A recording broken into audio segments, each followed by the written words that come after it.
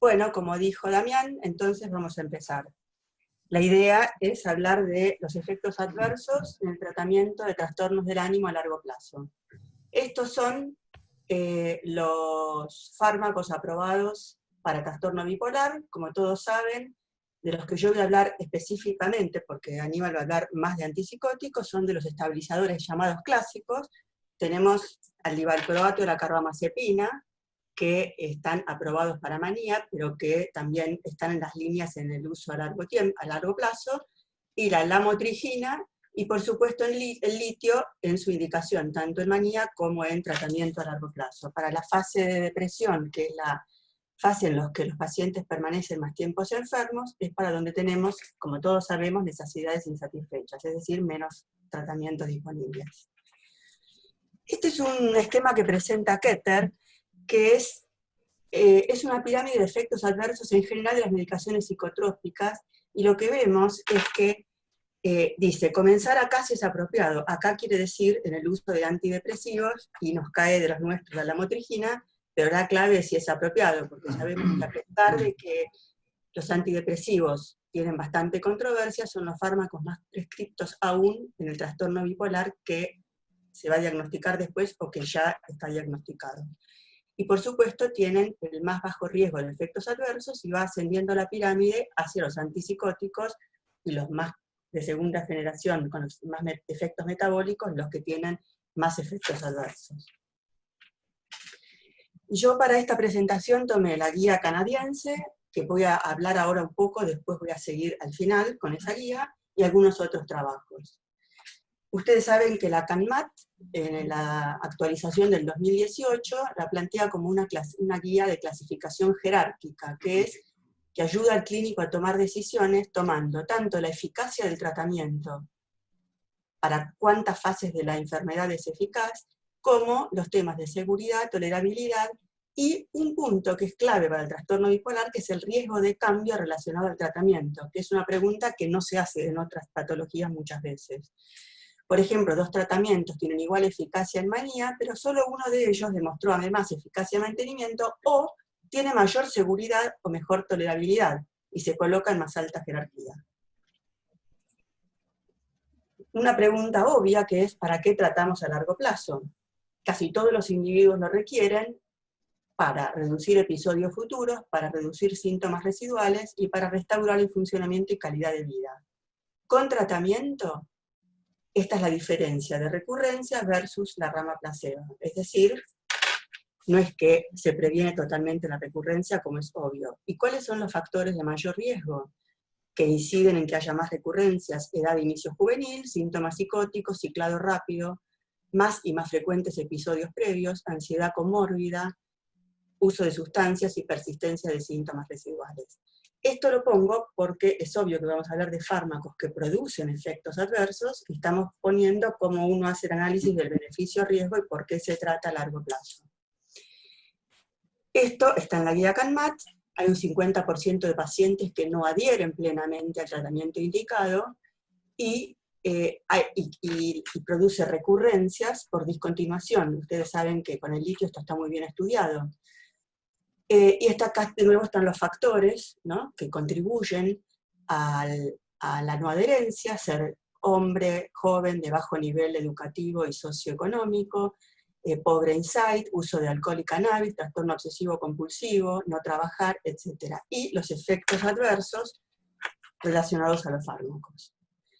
Bueno, este es el ranking jerárquico de los tratamientos de primera y segunda línea de la guía CANMAT para mantenimiento, y les remarqué específicamente cómo todos tienen algún grado de preocupación en cuanto a, o de aviso en cuanto a los efectos adversos. Otros más, otros menos. Por supuesto que cuando hacemos la combinación con aquellos fármacos que suman efectos adversos, va a ser mayor la incidencia de efectos adversos. El problema de las comorbilidades médicas es un tema. El trastorno bipolar hay quienes lo consideran enfermedad sistémica, y si no lo fuera así, por lo menos un 20-65% de los pacientes presentan síndrome metabólico comórbido. El síndrome metabólico es adiposidad abdominal, hipertensión, glucosa en ayunas alteradas, diabetes, mellitus, dislipidemia heterogénica. Esto, que a su vez va a contribuir a que haya más riesgo de enfermedad cardiovascular, diabetes o muerte prematura, también contribuye a la peor evolución del trastorno bipolar. Esto simplemente para mostrarles que en espejo con que es una enfermedad sistémica, por supuesto el laboratorio que tenemos que pedir para iniciar un tratamiento es un laboratorio en donde es glucosa, riñón, hígado, examen de orina, tiroides, etc. Este artículo es un artículo del 2019 de Tondo y Valdesarini, entre otros. Es uso clínico de las sales de litio, guía para los usuarios y prescriptores. En manía aguda, el litio ha mostrado obviamente la prevención en manía aguda, ha mostrado su efecto en prevención de recurrencias, de episodios a largo plazo. Los pacientes logran mantenerse, 2/3 de los pacientes en el primer año sin episodios, 1/3 sin episodios a 3 años, y todos sabemos que es más preventivo de manías que de depresiones, pero es preventivo de depresiones, como es el caso de los otros estabilizadores, salvo el caso de la lamotrigina, que previene más depresiones, recurrencia de episodios depresivos. También tiene un rol en la reducción de recurrencia en episodios en depresión unipolar, potenciación en depresión unipolar, y hay una respuesta diferencial al litio cuando el trastorno tiene un curso bien episódico, historia familiar y respuesta familiar al litio, y cuando tiene un patrón manía-depresión o hipomanía-depresión en bipolar 2 con intervalo eutímico. El otro tema central es el tema que con discontinuación con litio, ahí tenemos un efecto adverso ya, que es una alta recurrencia, sobre todo en el primer año que sigue a la discontinuación del litio, y mucho más aún en los primeros 15 días, o si el litio se discontinúa en forma abrupta. Y el otro tema es que el litio ha demostrado una reducción de riesgo para el suicidio, tanto en trastorno bipolar como en depresión unipolar. Por lo tanto, con la discontinuación emerge este efecto adverso, el aumento del riesgo de suicidio, y en forma bastante elevada. Y de hecho, no me voy a extender acá, pero hay estudios que muestran cómo cuando se deja de tomar, digamos, esta elevación importante vuelve al nivel anterior de introducción del litio después de un tiempo. Rápidamente, para recordar la farmacología del litio, ustedes saben que el litio se absorbe en el estómago y en el tracto gastrointestinal superior, hace su pico según la formulación, es soluble en agua, no está ligado a proteínas plasmáticas, atraviesa la barrera hematoencefálica. Esto es importante porque no necesariamente hay un equilibrio todo el tiempo entre lo que está en sangre y el cerebro, no se metaboliza y se excreta por filtrado pasivo renal. Y en la excreción, el 75-80% se reabsorbe en túbulo proximal y el resto en túbulo distal. ¿Cuál es el problema? Al quien le interesa, esto es un libro muy exhaustivo sobre el litio, de Mali, del 2017. El litio tiene bajo índice terapéutico, sabemos que tiene riesgo en sobredosis, y lo que plantea Mali es que hay una percepción instalada entre los prescriptores y los usuarios que produce efectos adversos serios a dosis terapéuticas.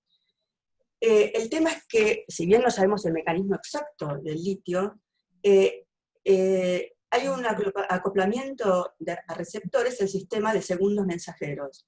Esto mismo que estaría implicado en lo que hace el litio para beneficiar en el trastorno bipolar, también está implicado en cómo afecta a muchos órganos. Después, el hecho de que hagamos monitoreo hace crecer la percepción de que es un tratamiento más medicalizado. Y además, los pacientes con trastorno del ánimo ya vimos que tienen riesgo de otras enfermedades médicas, con lo cual muchas veces lo que se observa como efectos adversos, no sabemos si no había una predisposición o ya estaba antes de la introducción del litio. Esto lo puse simplemente, porque después voy a extenderme sobre los efectos adversos del litio, para ver las contraindicaciones: infarto agudo de miocardio reciente, insuficiencia renal aguda y las arritmias ventriculares, el síndrome de Brugada, por ejemplo. Después voy a extenderme sobre las otras. Recordemos los factores que afectan los niveles plasmáticos de litio: la edad, la disminución de la función renal, hipertensión, diabetes, insuficiencia cardíaca crónica, polifarmacia, otra enfermedad renal. En general, se recomienda en esas situaciones disminuir la dosis en 1/3. Los fármacos, que ahora voy a mostrar una tabla: la deshidratación, diarrea, vómito, el trastorno alimentario, por ejemplo, si se da litio, dietas con restricción de sodio, el ejercicio extenuante, las enfermedades febriles. El embarazo aumenta el clearance hasta 50%, sobre todo en el tercer trimestre, con lo cual hay que hacer ajuste de dosis. Estos son los fármacos que aumentan la litemia, ¿no? Todos lo sabemos: las tiazidas, los antiinflamatorios no esteroideos, los inhibidores de la enzima convertidora de angiotensina, los antagonistas de los receptores de angiotensina 2, metronidazol, las dietas bajas en sodio y lo que ya nombré antes. Recordemos que la manía y el embarazo disminuyen la litemia. ¿Cuáles son los efectos a corto plazo? El temblor fino empeora con ansiedad y cafeína. Solo se trata si es molesto. Acá es importante reasegurar al paciente. Si es muy molesto, beta bloqueante en dosis divididas.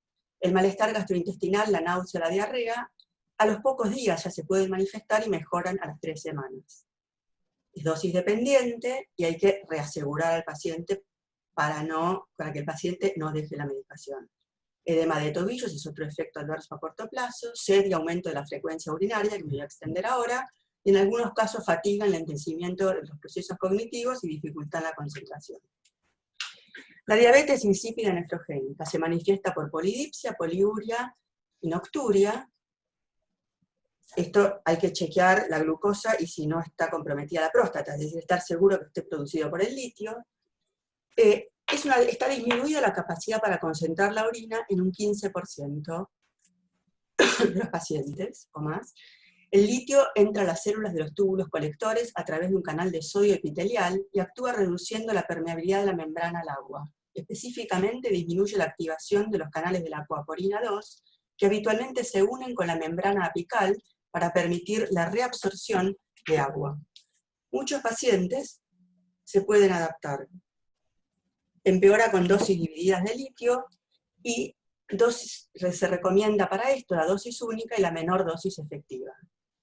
El tratamiento, en caso de que fuera necesario, es amiloride, que es un bloqueante de los canales de sodio. En algunas guías o algunos artículos recomiendan la hidroclorotiazida, que a su vez tiene riesgo de aumentar la litemia. La función tiroidea. Se postula que hay una competencia del litio y el yodo en la captación en las células tiroideas. Y además una inhibición de la iodinasa con disminución de síntesis y liberación de T3 y T4. No parece ser dosis dependiente ni relacionado con el tiempo de tratamiento. La captación del litio en tiroides, que es la que compite con la entrada de yodo, ocurre desde la primera administración.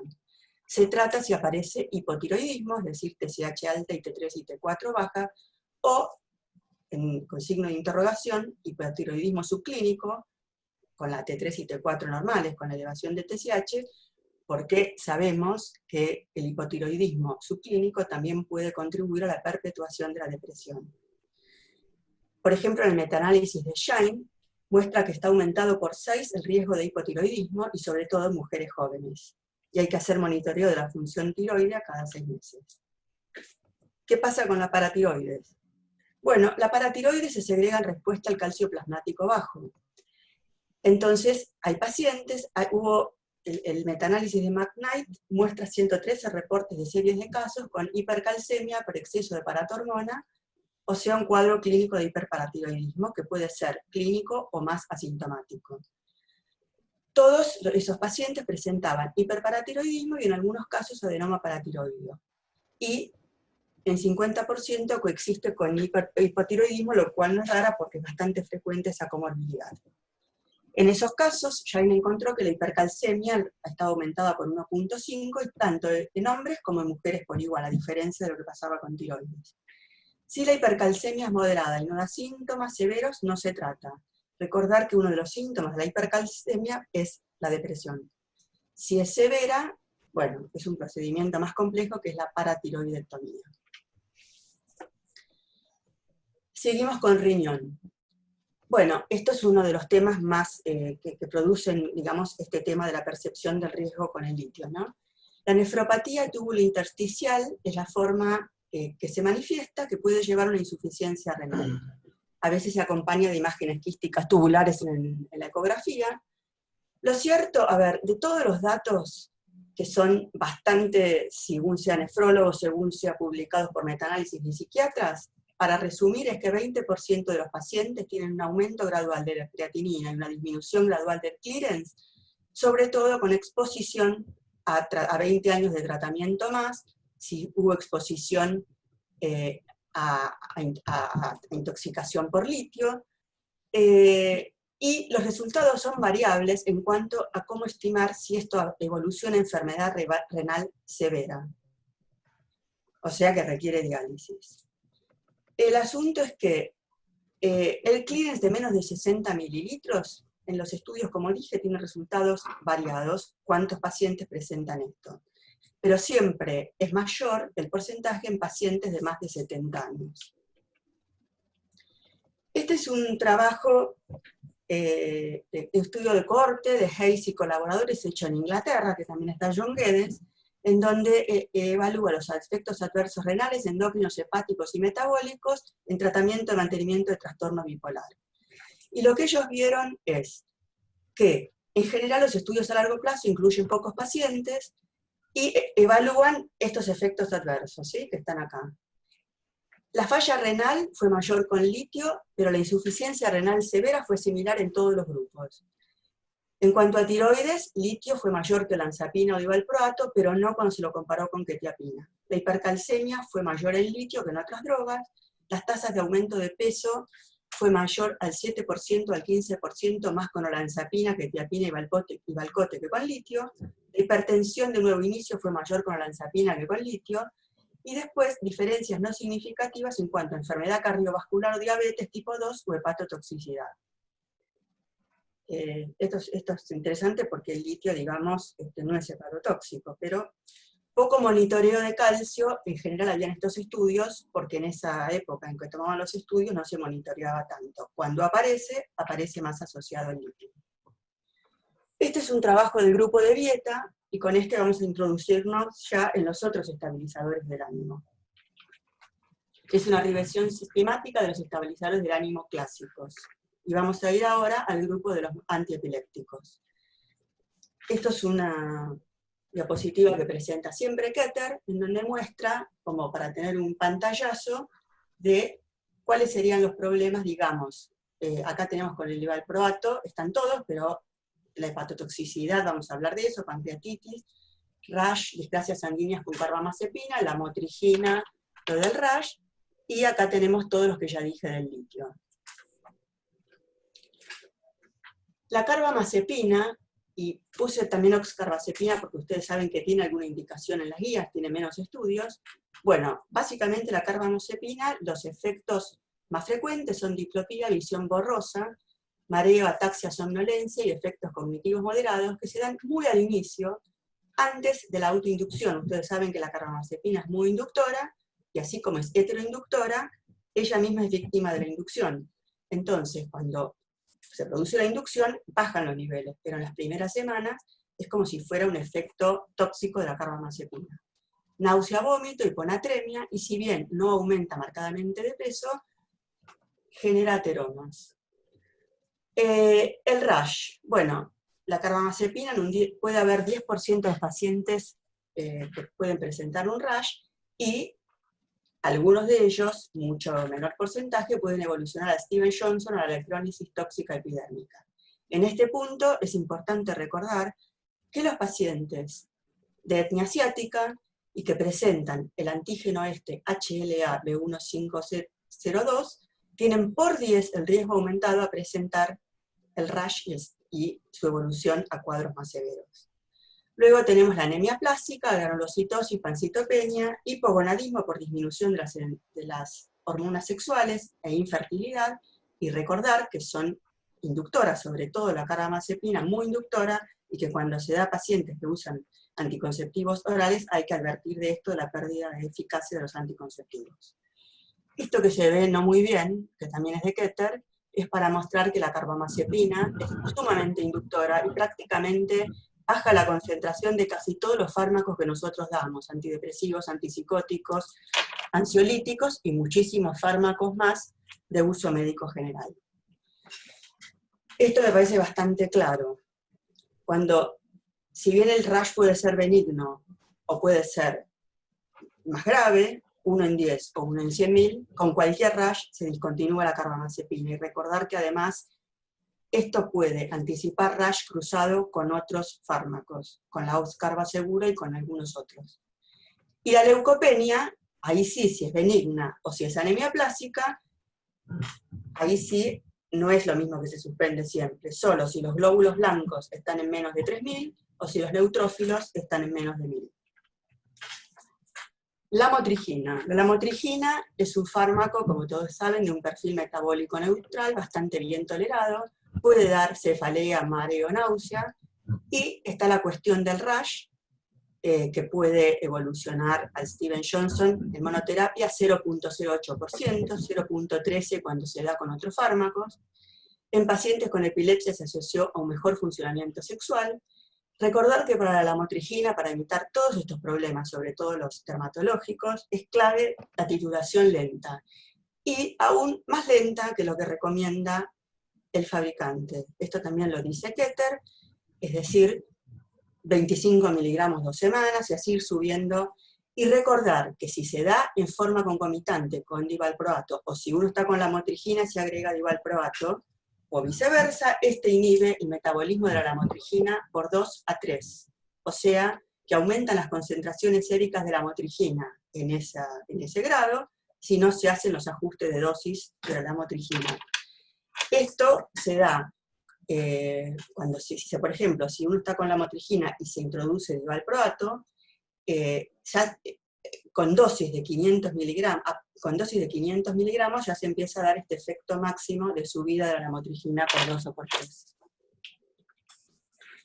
Vamos con el valproato. El valproato, los síntomas gastrointestinales, temblor, sedación, dosis dependiente, igual que aumento asintomáticos de transaminasas o trombocitopenias.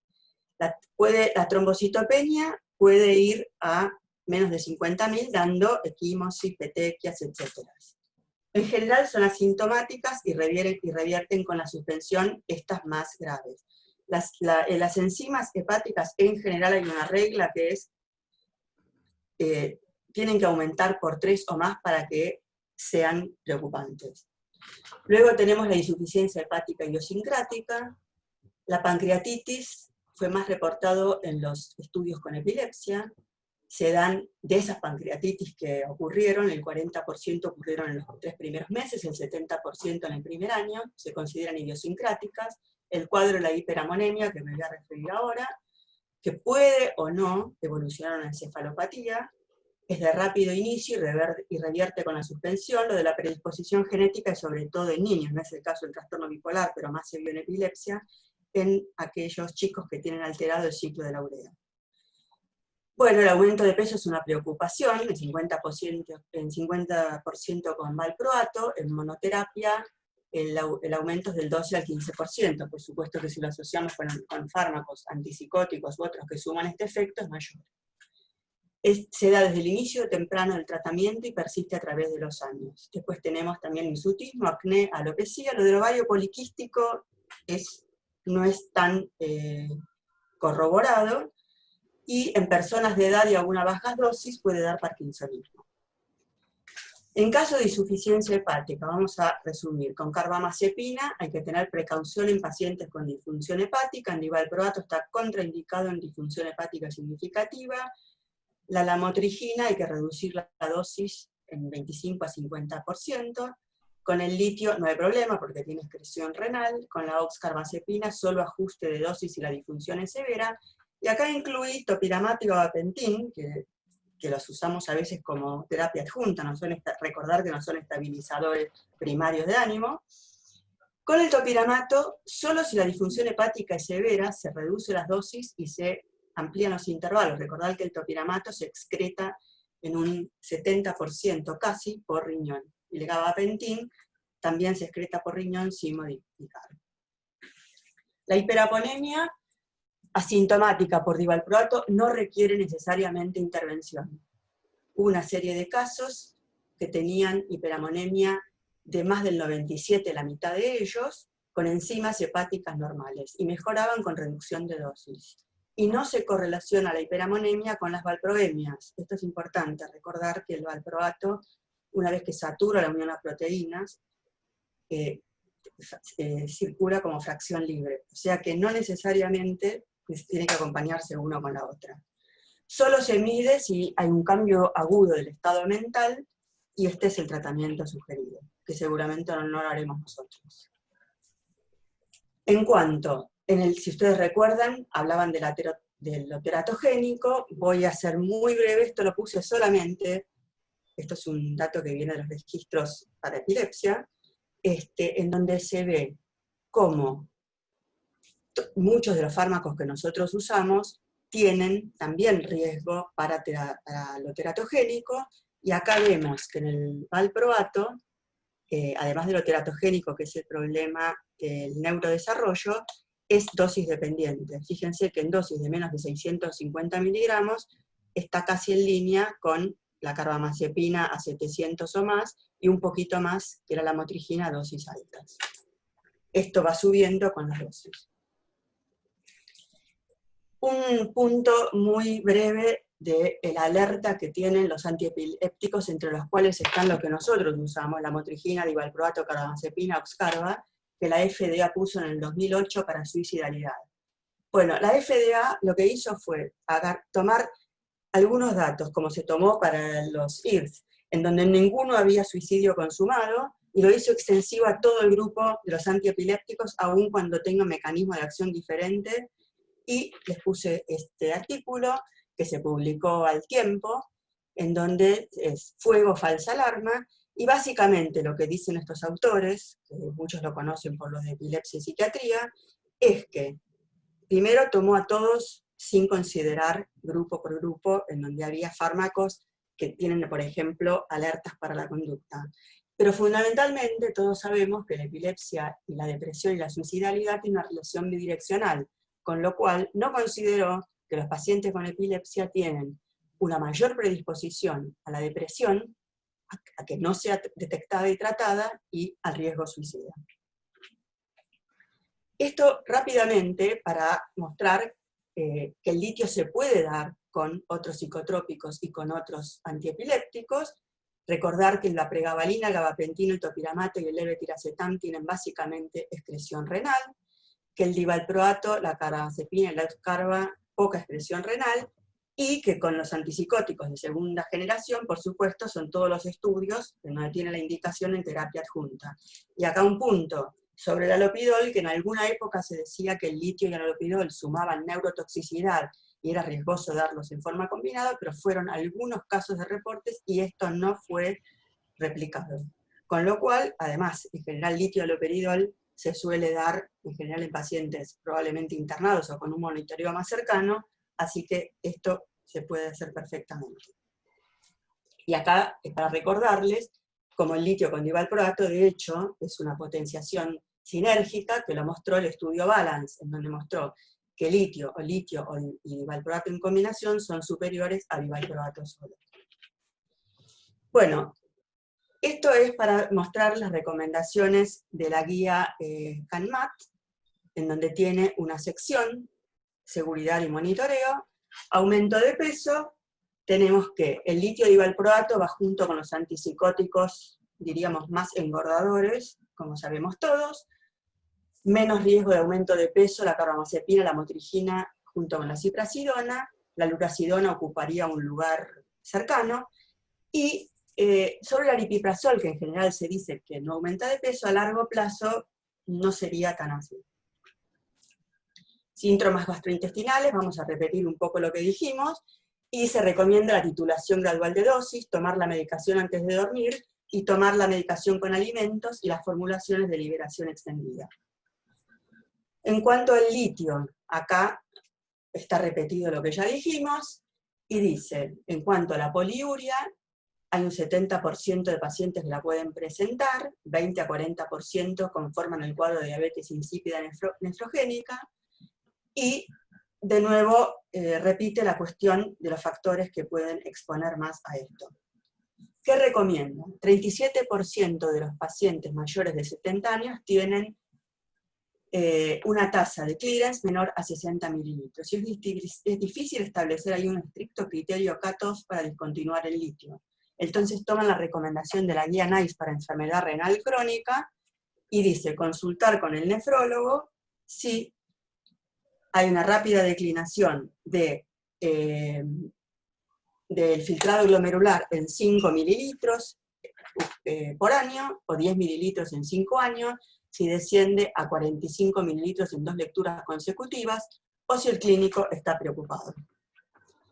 En cuanto a los efectos hematológicos, vuelve a retomar lo que ya explicamos antes, se los dejo para que lo tengan. Efectos cardiovasculares, la luracidona y el aripiprazol se consideran los más seguros. El litio puede dar anormalidades en el electrocardiograma, en personas, sobre todo en personas mayores, y la prolongación del QT, supongo que sobre esto se va a extender más a nivel, igual que la clozapina. Efectos endocrinológicos, vuelve a repetir la fuerte asociación litio-hipotiroidismo y remarca que no es indicación de suspensión, que se trata con suplementación tiroidea. Y en cuanto, vuelve a poner también, fíjense, el ovario poliquístico en signo de interrogación, por los pocos estudios que hay, está el de Rasgon del 2004 y otro estudio más, y la hiperprolactinemia con los antipsicóticos estos mencionados.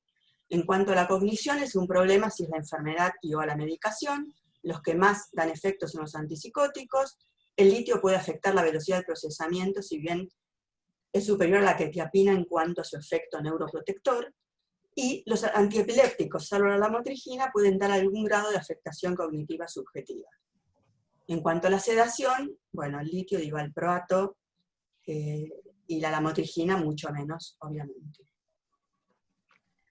Judith, tenemos 7 minutos, más o menos. Bueno, seguimos. En cuanto a la lamotrigina, 10%, bueno, esto repite lo que acá les vuelvo a poner para que vean que dice la guía lo mismo que dijimos antes. Y vamos a hablar unos minutitos de la depresión bipolar.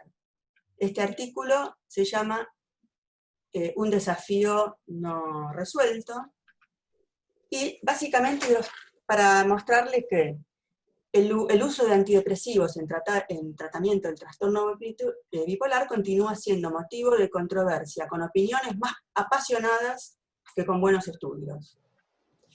¿Qué indican los consensos? Se deben usar primero fármacos no antidepresivos, sin embargo, muchos estudios muestran que son los primeros que se recetan. Que la quetiapina y la luracidona son los que tienen más datos, y se agregó la cariprazina en el 2016. Por supuesto, el viejo estudio de Toen de la olanzapina. No todos los antipsicóticos tienen eficacia consistente, no todo el grupo como clase tiene eficacia consistente. La ciprosidona dio negativo en un estudio, y el aripiprazol falló tal vez por dosis altas. Y lo que plantea es, la pregunta es, más que preguntar si son efectivos en depresión bipolar o son dañinos, acá por eso hablo del tema por los efectos adversos, más bien sería para qué pacientes serían beneficiosos, para cuáles dañinos. Cuando los antidepresivos son prescriptos para la depresión unipolar y los estabilizadores para bipolar, uno lo que mira es eficacia o falta de eficacia, efectos adversos. Ahora, con los antidepresivos en trastorno bipolar, nos tenemos que preguntar si empeora el trastorno. Sabemos que hay una historia natural de depresión, manía o switch. Entonces lo que nos preocupa es si hay switchamanía, hipomanía o aceleración del ciclado. Y se define emergencia de switch afectivo por tratamiento dentro de las 8 semanas o más laxamente dentro de las 12 semanas que se introdujo el fármaco que podría originar esto. Factores de riesgo para switch afectivo bipolar 1 versus más bipolar 2, características mixtas depresivas, ciclado rápido, y subtipo antidepresivo, más los tricíclicos, que la venlafaxina, u otros duales, más que los SIRS o el bupropion, en esa escala. El resumen de metaanálisis de las últimas décadas, la verdad es que hay muy pocos estudios, o casi ninguno, que muestren cuán eficaces son y que se pongan de acuerdo en cuál es la capacidad para generar switch. Por ejemplo, el metaanálisis de Sidor y McQueen y el de McKeer de 2016 encontró que no tenía eficacia agregada antidepresivo. El de Gustavo Vázquez, que tenía eficacia. El único estudio de monoterapia, que es el de McElroy de paroxetina, no fue superior a placebo, tanto en bipolar 1 como 2. Y en cuanto a switch, no diferencian estudios a corto plazo en cuanto a la capacidad de generar switch. Esto siempre es un misterio porque todos lo vimos en la clínica. McElroy, el estudio de la paroxetina, no mostró diferencias en placebo y en paroxetina en generar switch. En general, muchos estudios ya incluyen un estabilizador, con lo cual el paciente está cubierto. Y el metaanálisis del 2014 del Victorín, que es sueco, la monoterapia con antidepresivos aumenta el riesgo de la emergencia de switch por 3 versus si el paciente está con estabilizador del ánimo más antidepresivos. En la guía CANMAT muestra cómo este riesgo no está, salvo el haloperidol de general depresión, con los estabilizadores y antipsicóticos, y sí está, como ven acá, con los antidepresivos. Bueno, ahora me dirás, Damián, si puedo ir a antidepresivos. Tenemos 4 minutos. ¿Quieren que se los diga? Se los muestro y se los sigo. Dale, tenemos 4 minutos más para eso. Lo que Damián me había pedido que hablara de antidepresivos, ya no en trastorno bipolar, sino efectos adversos en antidepresivos en su uso indicado en depresión unipolar y anexos. Tomé la guía CANMAT y la guía VAP de antidepresivos, las dos actualizadas 2016. En general se dice que los nuevos antidepresivos tienen seguridad en sobredosis, tienen un perfil diferenciado de efectos adversos y hay que estar atento a su capacidad para generar interacciones droga-droga porque se metabolizan por el sí. Por supuesto, la seguridad en sobredosis no es así con los tricíclicos ni con los IMAO, y es intermedia, ya les voy anticipando, y esto la guía VAP lo desarrolla más, con venlafaxina y similares. Bueno, acá se ve la prevalencia de efectos adversos. Estos son los estudios tomados, los enviados a las entidades regulatorias para aprobación, ¿sí? Prevalencia de efectos adversos.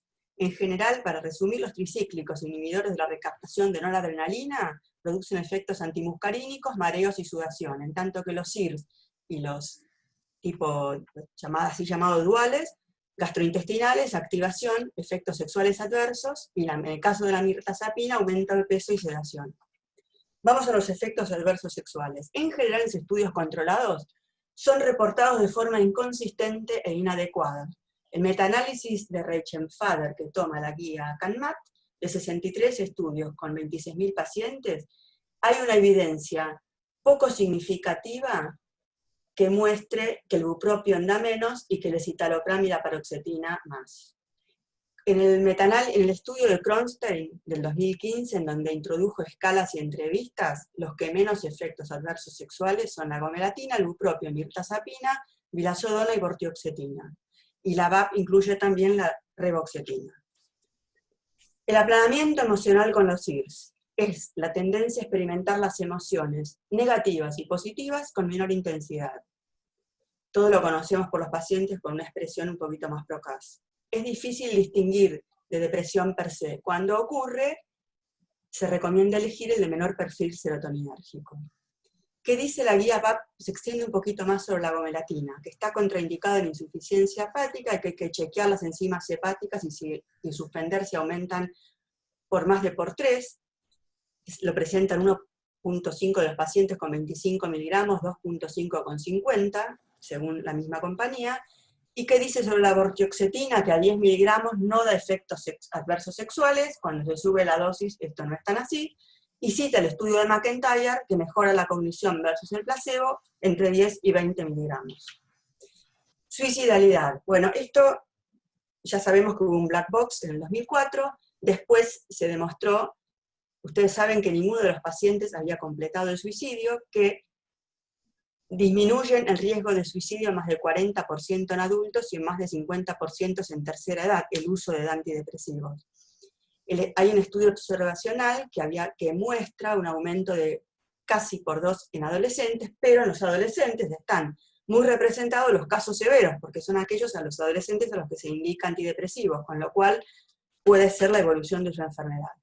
No hay diferencia entre clase de antidepresivo, Y la guía VAP dice que en la revisión de todos los estudios, el cociente, perdón, está al revés, beneficio-riesgo es 10:1, con un número necesario para tratar de 10 versus un número necesario para dañar de más de 100 para el efecto de ideación suicida o algún intento.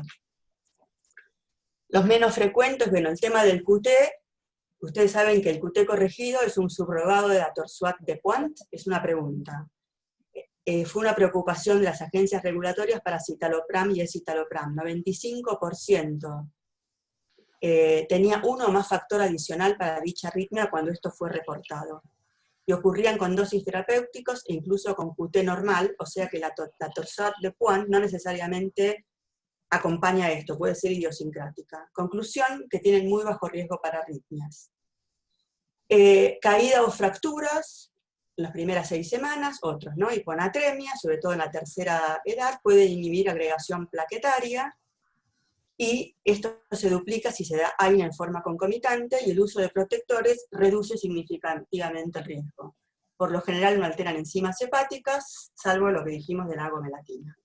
Bueno, recordar que los antidepresivos son sustratos por el sistema CYP, la agomelatina de duloxetina, cuando se da en forma concomitante de ticlopidina, ciprofloxacina y cimetidina, la vilazodona con ketoconazol, es decir, disminuye la concentración, perdón, aumenta la concentración de los antidepresivos por la inhibición, y les dejo esto, que es las interacciones más importantes del sistema CYP, y acá vemos las interacciones que pone la guía en cuanto a cuáles son los fármacos de mínimo o bajo potencial, citalopram, desvenlafaxina, mirtazapina, citalopram, venlafaxina, de potencial intermedio y de potencial mayor. Muchas gracias. Creo que he cumplido con el tiempo, espero. Sí, perfecto. Bueno, wow. Bien. Bueno, Hemos hecho una presión exhaustiva por todos los grupos, ¿no? Fui tomando notas de algunas preguntas que ya te voy a ir transmitiendo. sí. ¿A la hora o para después? Sí, no, ahora sí, tenemos un poco. Hay una pregunta de un espectador anónimo, como dice acá el Zoom, referida a la diabetes por litio, ¿no? Dice diabetes IN. Imagino que se refiere a la diabetes insípida nefrogénica y que puede evolucionar a irreversible si se deja evolucionar, pregunta, ¿no? O En afirma. general, sí, en general, todos los trabajos que muestran la diabetes insípida nefrogénica y la nefropatía tubular intersticial, que está en el rubro de la que si puede o no evolucionar a enfermedad renal severa, no es una cosa conectada con la otra. Es decir, la diabetes insípida nefrogénica es por ese mecanismo que yo expliqué, y no necesariamente, es independiente, digamos, no es que eso evoluciona a la enfermedad renal. Creo que a eso apunta la pregunta. Sí, aumenta el riesgo de enfermedad renal crónica, pero no como que es una evolución, que vaya hacia una evolución necesariamente. No, claro. Claro, es más, digamos, se plantea como cuadro distinto la nefropatía tubular intersticial. Sí. Bueno, y también se pregunta si para ese paciente, si el paciente no es molesto, si se debe intervenir necesariamente. O sea, No, se interviene si para el paciente, a ver, se interviene si la poliuria es de 6 litros o más, o se interviene, digamos, lo que se hace es tratar de, bueno, si el paciente se va acostumbrando y que también a lo mejor hay que ir regulando la cuestión de la ingesta de líquidos, y también la cuestión, esto capaz que no lo dije, pero muchos de los estudios que se hicieron para analizar la cuestión del litio-riñón fueron en épocas en que los pacientes estaban expuestos a litemias más altas de las que a lo mejor hoy se usan, aprovechando a lo mejor el efecto del litio y dando en forma concomitante con otro fármaco para poder optimizar el litio, y la cuestión de la dosis única también ayuda. Bueno. Sí, se me ocurre ahí también que esto de si para el paciente no es molesto, se interviene. Estoy recordando un caso de consultorio esta semana, una chica que tiene una diabetes insípida nefrogénica y orina 8 litros, 7 litros, pero no tiene problema. no le Claro, molesta. Lo claro, cual no quiere decir que no se haga un seguimiento, pero no le molesta. Y no hace claro, hiponatremia, si se hidrata bien, entonces quizás no. claro. Obviamente que se sabe que es un aumento de riesgo de enfermedad renal crónica. Bueno, otra pregunta en relación a Ivalproato, acá las puedo agrupar. Eh, si el peso revierte, el aumento del peso revierte con la discontinuación, es un efecto reversible. No, el aumento de peso revierte con la discontinuación, digamos. Bien. A ver, el aumento de peso revierte con la discontinuación. Lo que tenemos que saber es que si uno lo va a discontinuar, probablemente introduzca otros fármacos, que pocos de ellos no dan aumento de peso. Esto es una cuestión. Y la otra cuestión es que recordemos que habíamos dicho que un alto porcentaje de pacientes presentan síndrome metabólico de base, los pacientes con trastornos del ánimo. Entonces, Sí. tomadas esos recaudos, diría que sí. Ahora, si alguien ya tiene sobrepeso y le saco el Ivalproato, no es que va a adelgazar mágicamente, sería este el concepto. En relación a la fertilidad, una persona pregunta si afecta a la fertilidad y Laura nos pregunta en paralelo si... ¿Quién pregunta en porque- paralelo? no, primero, si el litio afecta, si el valproato afecta a la fertilidad. A Eh, ver, no. Yo lo que planteé es que la carbamazepina es la que baja el nivel de las hormonas de los sexuales. Estradiol, progesterona y testosterona. Puede producir oligomenorrea, pero la fertilidad específicamente no. Bien. ¿Qué pensás de valproato en embarazo? Y yo agregaría ahí si usar ácido fólico en forma profiláctica, unos 5 miligramos en todo. Sí, el ácido fólico hay que usarlo en forma profiláctica. Ahora, a las dosis que nosotros manejamos el Ivalproato para tratar el trastorno bipolar y que sea efectivo, el cuadro mostró que aumenta, que es más teratogénico que los otros fármacos. Y en Nosotros relación a... nosotros no usamos el Ivalproato a menos de 650. Puede ser, pero teniendo otros fármacos para usar. En relación al valproato y la trombocitopenia, si es de 100.000 y sin síntomas, ¿amerita suspensión de valproato? Reducción de dosis. Reducción. Bien. En relación a las formulaciones XR, ¿no? Ligación prolongada, litio, al menos con litio, ¿disminuiría el perfil de efectos adversos? Pregunta Sí, es lo panelista que que recomiendan todas las guías. Todas Ujú. las guías recomiendan para evitar el pico y para la exposición, digamos, en todo el perfil de efectos adversos.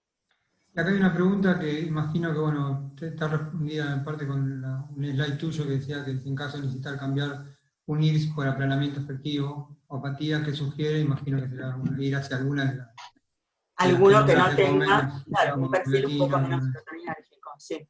Ujú. En función a la sertralina, la alteración del coagulograma, sobre un caso que estuvieron en un hospital que revirtió con la suspensión, ¿cuál sería el fármaco más seguro? O sea, Perdón, ¿con qué fármaco revirtió? sertralina, y bueno, tiene un coagulograma alterado, se suspende y mejora. ¿Hacia qué antidepresivo pasar?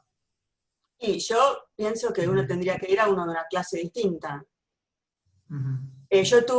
Yo el año pasado, no, hace 2 o 3 años, tuve una paciente que con escitalopram hizo una leucopenia. O sea, un efecto, no sé si es idiosincrático, rarísimo. Una paciente con trastorno de ansiedad generalizado, que además re temerosa de tomar la Claro, medicación, justo.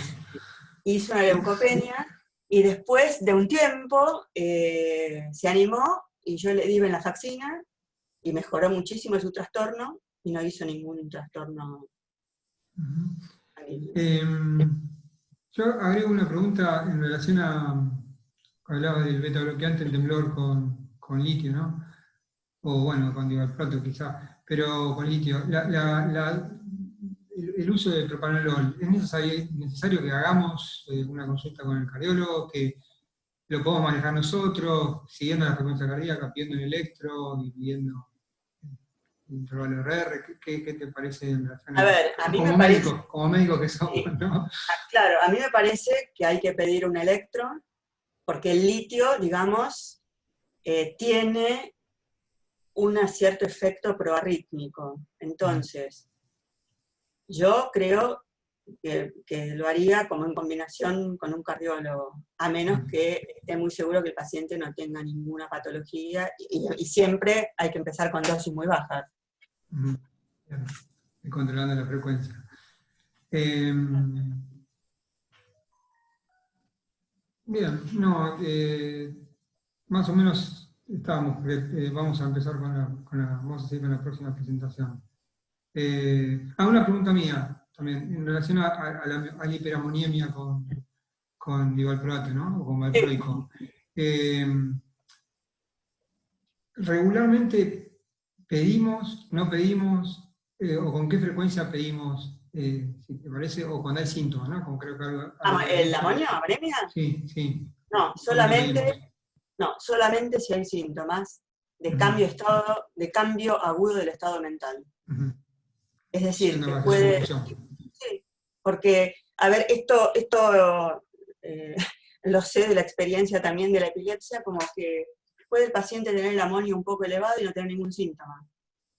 O Y sea, se pide, no hay y que se pensar que ya pide, está con la hiperamonemia va a tener la encefalopatía. No. bien, y se pide así, amoniemia, Sí, como práctico, digo, consejo sí, amonemia, sí, para eso. Ya. sí. Bien, bueno, después si sobra un poquito más de tiempo, al final de la disertación de Aníbal, podemos hacer algunas más, porque entraron algunas ¿Cómo preguntas no? más al final. ¿Cómo no? Cara, tomo nota, que se queden tranquilos los demás, a ver si podemos responder. Bueno, Bueno, vamos a seguir con Aníbal. Aníbal Golchuk, como lo presenté hoy, fue presidente del capítulo y presidente honorario del capítulo de psicofarmacología.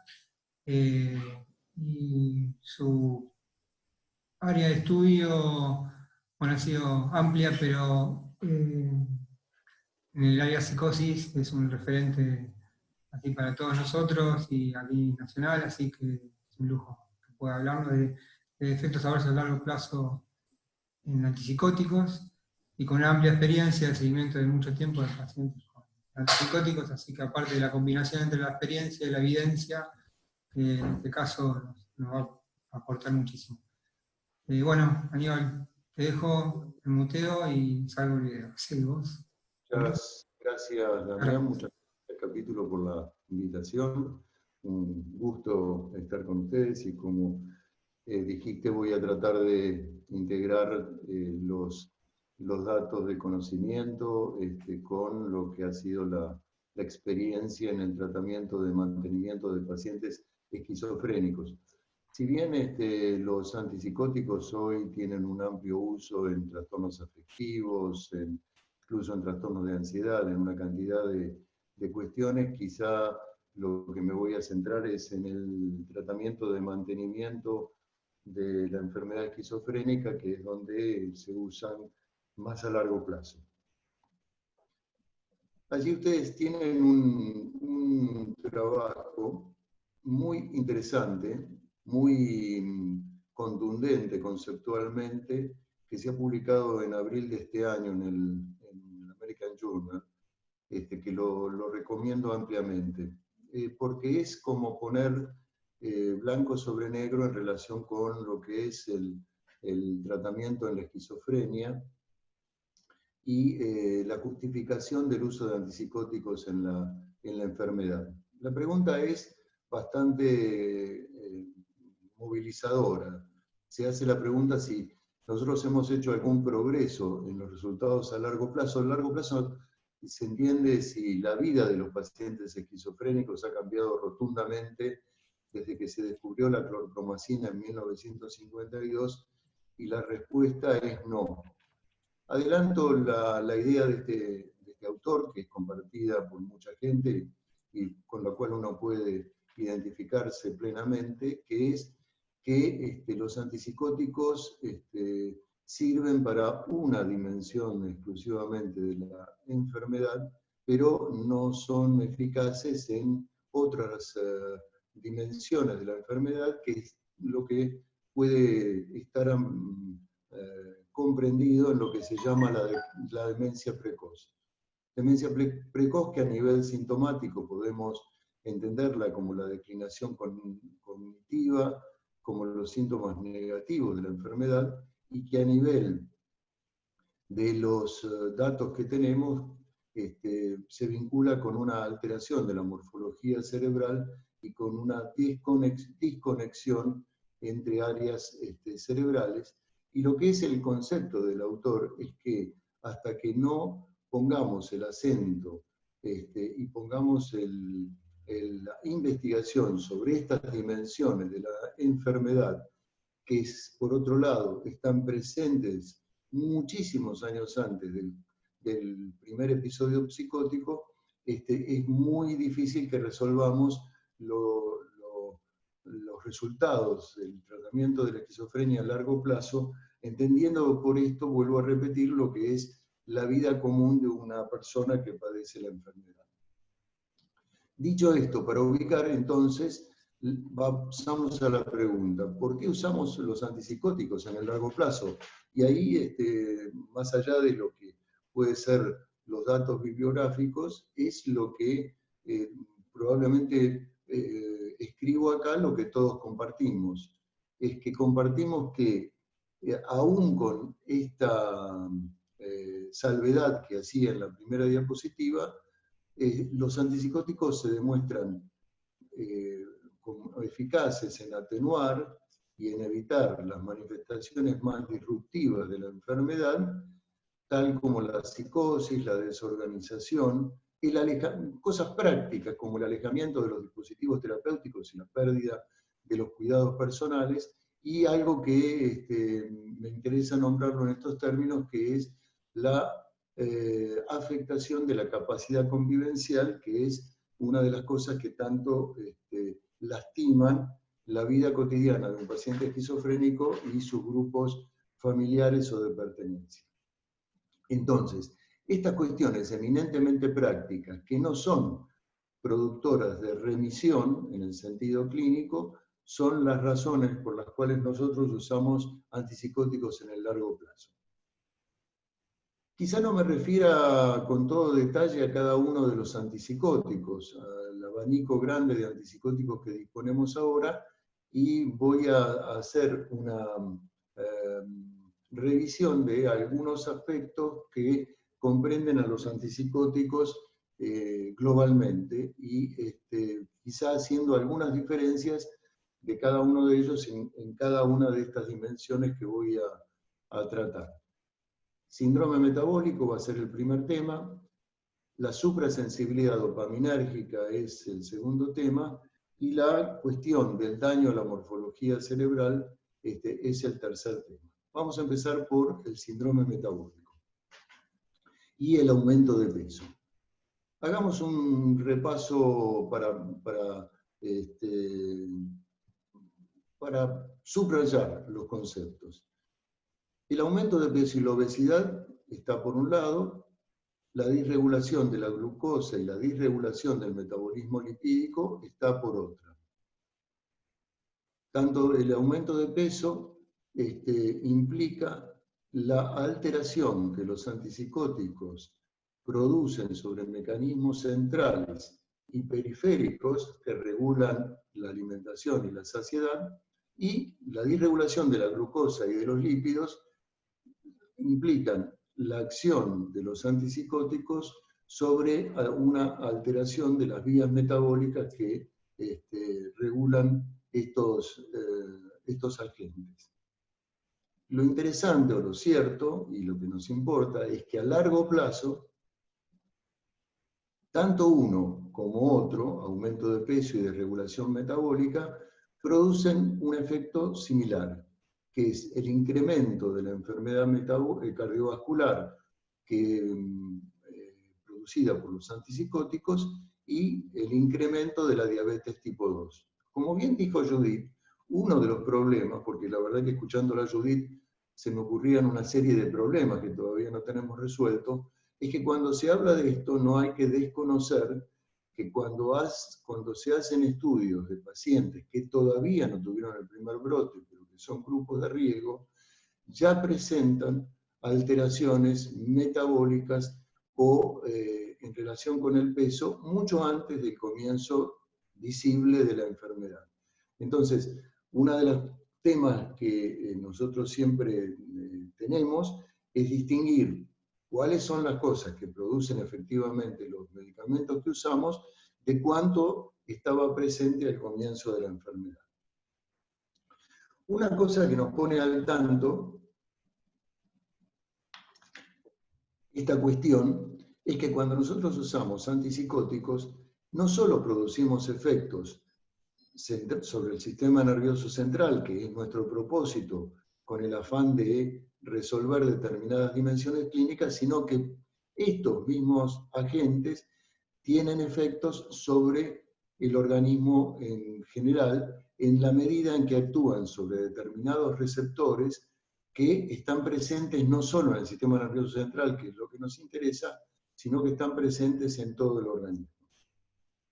Este es un concepto interesante que, la verdad que creo que lo dijo Damián por allí, medio como en chiste, pero que nos coloca cada vez más, lo digo porque la historia de los psiquiatras que nos criamos en los años 70 y 80, la psiquiatría nos iba alejando de la medicina y la verdad que hoy la medicina y la psiquiatría están cada vez más imbricadas como necesidad de conocimiento.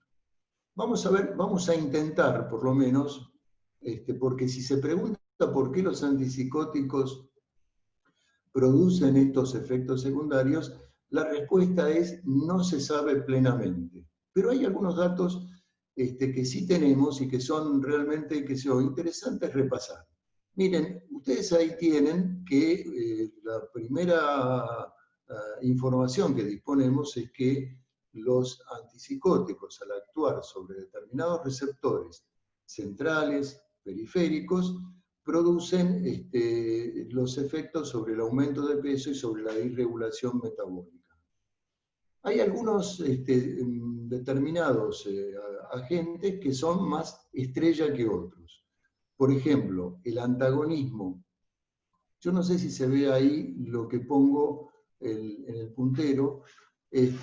Lo que son fármacos antagonizantes del receptor histamatérgico 1, estos fármacos y todos los que tienen esta capacidad son más los que son más capaces de producir aumento de peso. De hecho, hay modelos animales en relación con que son knockouts mice que producen una anulación de este receptor, que tienen un aumento de peso marcado, son animales obesos, y por otro lado producen, si nos vamos a la parte derecha del gráfico, una insensibilidad a la leptina, siendo la leptina un agente que es una señal de saciedad. El otro, digamos, receptor estrella es el 5-HT2C, donde también hay animales que son modelos de knockout de un gen, del 5-HT2C, que producen obesidad. Este receptor, por ejemplo, es el receptor del cual se buscan medicamentos que puedan servir como anorexígenos. Estos datos nos permiten llegar a un primer concepto. El primer concepto es que los antipsicóticos causan aumento de peso y síndrome metabólico a través de su acción sobre los receptores que regulan a esas funciones. Pero también los antipsicóticos alteran todo el metabolismo de la glucosa. ¿Qué es lo que producen los antipsicóticos en ese sentido? Es intolerancia a la glucosa vinculada vinculado esto con el aumento de peso y con el acúmulo de grasa. La acumulación de grasa vía el antagonismo serotoninérgico que habíamos visto en la diapositiva anterior produce aumento de grasa, aumento de glucemia y una reducción de la sensibilidad a la insulina en los músculos. Esto de la reducción de la sensibilidad a la insulina es otro factor central en la producción de las disregulaciones metabólicas de los fármacos antipsicóticos. También el antagonismo del receptor 5-HT1A, esto es interesante, reduce la reactividad de las células beta pancreáticas a la glucemia y también altera su metabolismo. Entonces, vamos teniendo una serie de datos positivos que nos dan cuenta y nos explican las razones por las cuales los antipsicóticos producen estos trastornos. Y también los antipsicóticos decrecen la función de los transportadores de glucosa que son sensibles a la insulina, con lo cual producen una disminución de la sensibilidad a la insulina. Todos estos datos, que quedarán para ustedes en la presentación, nos permiten llegar a este segundo concepto general, que es que los antipsicóticos disregulan el mecanismo de glucosa a través de varias acciones centrales y periféricas vinculadas en gran medida con la producción del aumento de peso y con los efectos que el aumento de peso produce sobre la disregulación metabólica. Ahora bien, acá hay buenos y malos. Este artículo que les recomiendo es un artículo libre publicado en el Lancet de este año, en enero de este año, muestra de una manera preciosa, en colores, quiénes son los malos y quiénes son los buenos en esta película. Todo lo que está en rojo indica que sobre dimensiones como el peso, el índice de masa corporal, la glucosa, el colesterol y los triglicéridos, todos los que están en rojo son aquellos fármacos, aquellos antipsicóticos que más producen esto. Fíjense ustedes que no es algo que nos den datos nuevos, olanzapina, clozapina y quetiapina son aquellos fármacos que ya sabemos que producen los mayores efectos. Hay algunos como la amisulprida que produce un efecto particular de incremento del colesterol. Pero fuera de eso, nosotros tenemos otros fármacos, que son los que están en amarillo, que son aquellos fármacos que tienen menos efecto sobre el aumento de peso y sobre la disregulación metabólica. Con lo cual, si nosotros tenemos esta tabla a mano, si este es nuestro problema, el aripiprazol, la luracidona, el haloperidol, la ciprasidona, con la discusión que tiene sobre su efectividad antipsicótica, o la cariprazina, que la disponemos ahora, o el bexpriprazol, que seguramente lo dispondremos, son nuestros recursos de elección. Entonces acá lo que nos indica es que los antipsicóticos son distintos entre sí en producir todos estos trastornos, que hay algunos que podemos seleccionar frente a otros de acuerdo al problema que tengamos, y que la acción preferente sobre estas dimensiones depende exclusivamente de la farmacodinámica, que es lo que vimos en algunas diapositivas antes.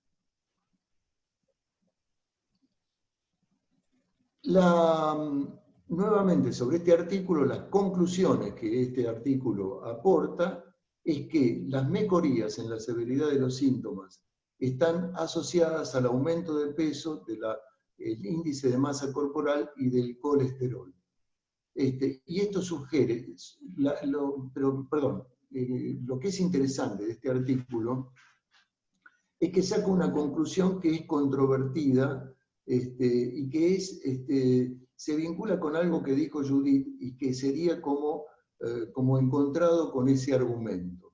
Así como la enfermedad bipolar, esto no tiene vinculación con la mejoría sintomática, lo que estos autores encuentran en un metaanálisis que es muy abarcativo, es que las mejorías en la severidad clínica de los síntomas están asociados con el aumento del peso, con el aumento del índice de masa corporal y del colesterol, lo cual es también razonable, porque en verdad la olanzapina, la clozapina, que son aquellos fármacos que tienen una mayor eficacia en algún sentido sobre los síntomas de la psicosis, son precisamente los que más producen estas cosas. Con lo cual, lo que este estudio sugiere es que podría haber alguna vinculación entre los mecanismos de acción que producen la mejoría y los que causan los efectos secundarios sobre el peso y sobre el metabolismo.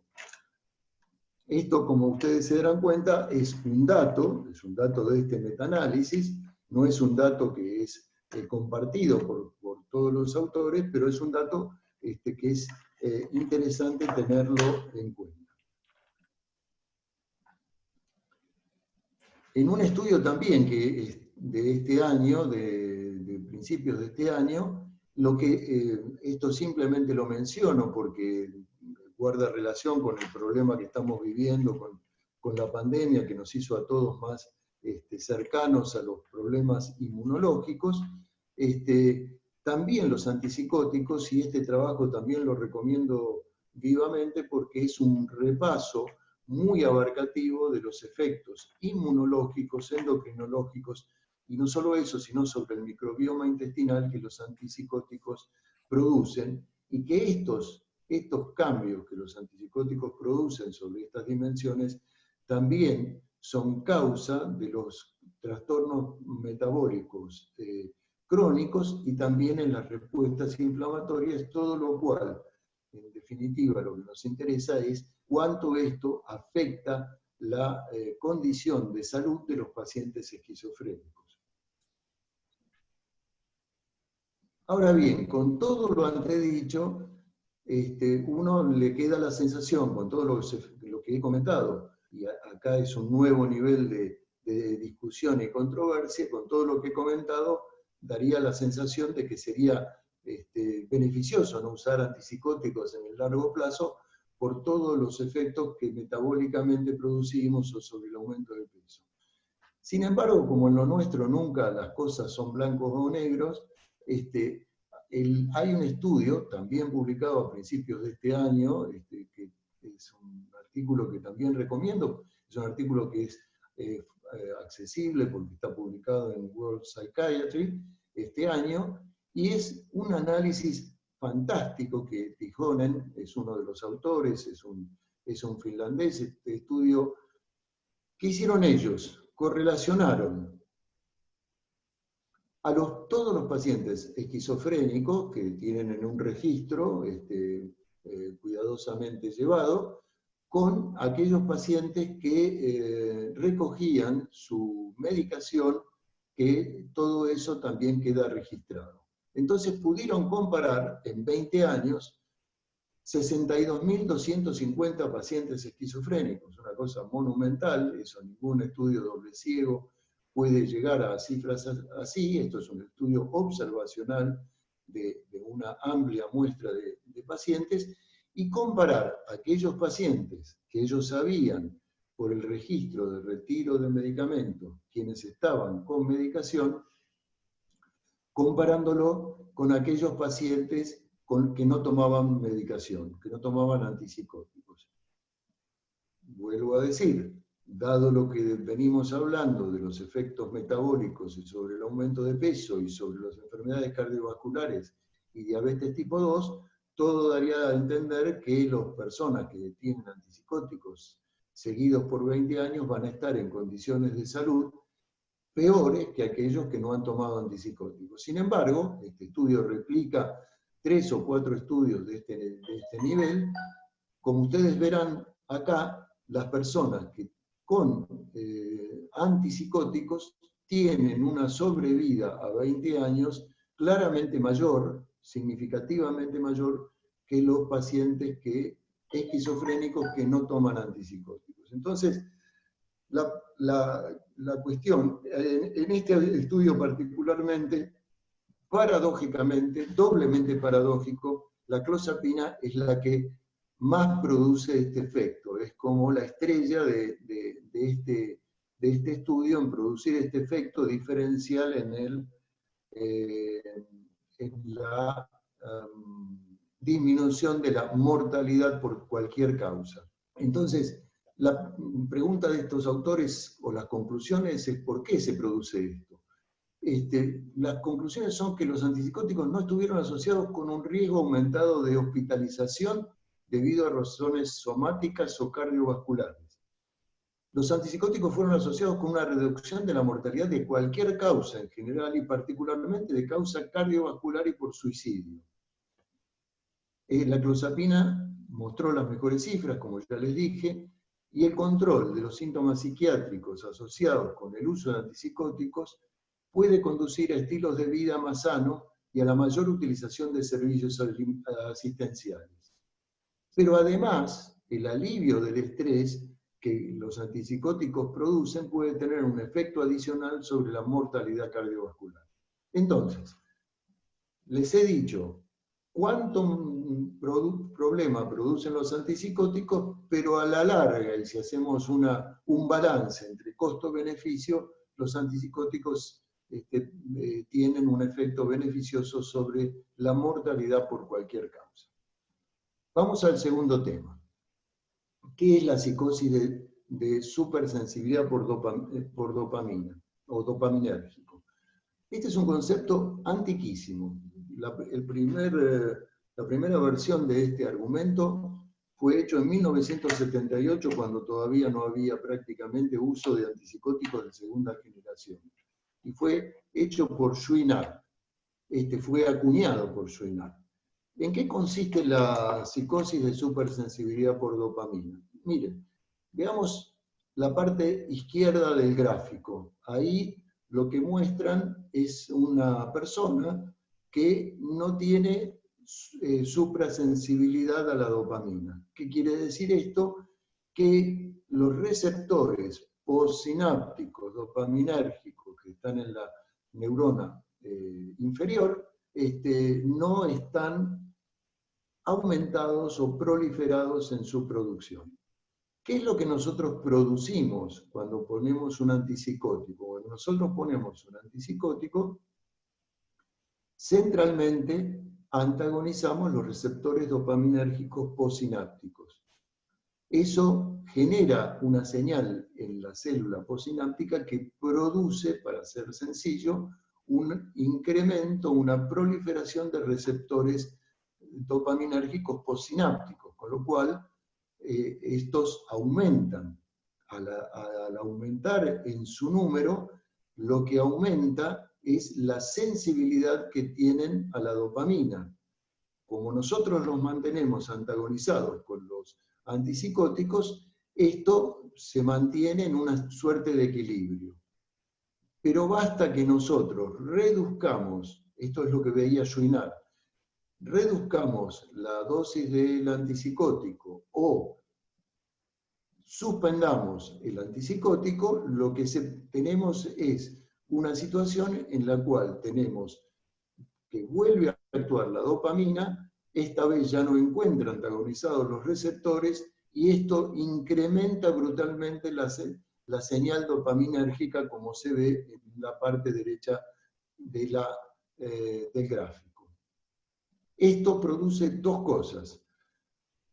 El retiro o la disminución de la dosis del antipsicótico produce dos cosas. Si esto se da en el estriado, produce disquinesia tardía. Si eso se da en los circuitos mesolímbicos, esto produce psicosis. ¿Cuáles son los criterios de suprasensibilidad de Chouinard para la psicosis de suprasensibilidad? Es una rápida recaída siguiendo al retiro o disminución de los antipsicóticos, una patente fisonómica sintomática más florida y severa que la prototípica del trastorno. Esto clínicamente es muy importante y la verdad que nos es súper útil para la práctica de todos los días. Una cosa es el fenómeno psicótico que se produce como efecto natural de la evolución de la enfermedad y otro es el que se produce como efecto de la retirada o disminución de la dosis del antipsicótico, en donde la psicosis es más florida y severa. Esto puede determinar tolerancia a los antipsicóticos, una necesidad o una tendencia a aumentar la dosis del antipsicótico, lo que hacemos todos, o recurrir a la polifarmacia, y esto es una razón de la generación de resistencia al tratamiento. Es una razón de resistencia al tratamiento. Lo que Chouinard decía, pero ya en 1978, es sumamente interesante porque hace una descripción de varios casos clínicos, es que además lo que esto muestra es una mayor sensibilidad al estrés y a los acontecimientos comunes de la vida. Es decir, que se reacciona con psicosis frente a acontecimientos normales de la vida. Chouinard, en un artículo de 2017, también altamente recomendable, discrimina el efecto del retiro de drogas en el sistema nervioso central, pero no solo de los antipsicóticos, sino que esto es válido para todo agente que actúe sobre el sistema nervioso, incluido drogas de abuso o del alcohol. Que es que cada agente, digamos, puede producir 3 diferentes dimensiones, y fíjense que esto organiza mucho lo que nosotros conocemos en la práctica.